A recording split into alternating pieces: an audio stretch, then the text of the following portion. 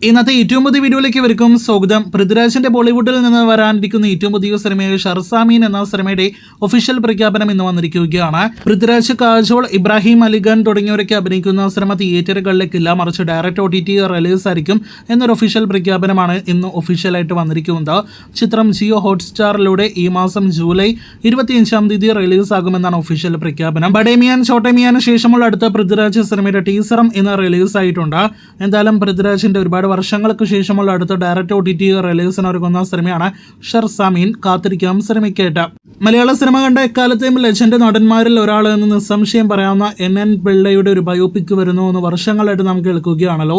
2017 മറ്റോ രാജീവ് രവിയുടെ സംവിധാനത്തിൽ നിവിൻ പോളി നായകനെത്തുന്ന സിനിമ എന്നൊക്കെ ഒഫീഷ്യൽ പ്രഖ്യാപനം വന്ന സിനിമ പിന്നീട് പല കാരണങ്ങൾ കൊണ്ട് നടക്കാതെ വന്നപ്പോഴാണ് ഈ കോംബോയിൽ തുറമുഖം എന്ന സിനിമ വന്നത്. തുറമുഖത്തിന് ശേഷമാണെങ്കിലും ഈ സിനിമ വരുമെന്നൊക്കെ പലരും കരുതിയിരുന്നു.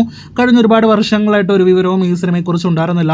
എന്നാൽ ഇന്ന് വന്ന ഏറ്റവും പുതിയ റിപ്പോർട്ടുകൾ പ്രകാരം രാജീവ് രവി സിനിമയാക്കാനല്ല, മറിച്ച് സീരീസ് ആക്കാനായിട്ട് NN പിള്ള ബയോപിക് ഉപയോഗിക്കുന്നു, അതിന്റെ ചർച്ചകൾ നടക്കുന്നു എന്നൊരു റിപ്പോർട്ട് വന്നിരിക്കുകയാണ്.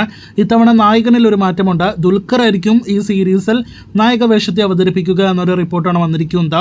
ഈ വാർത്തയെല്ലാം തന്നെ സത്യമാക്കുകയാണെങ്കിൽ ഉറപ്പായിട്ടും മലയാളത്തിലെ അടുത്ത വൻ സീരീസ് ആയിട്ട് ഈ സീരീസ് മാറാനുള്ള സാധ്യതയുണ്ട്. എന്തായാലും ദുൽഖർ രാജീവ് രവി കോംബോ ഒരുമിക്കുകയാണെങ്കിൽ കമ്മട്ടിപ്പാടം എന്ന സിനിമയ്ക്ക് ശേഷം ഈ കോംബോ ഒരുമിക്കുന്നു എന്നൊരു പ്രത്യേകത കൂടി സീരീസിനുണ്ട്.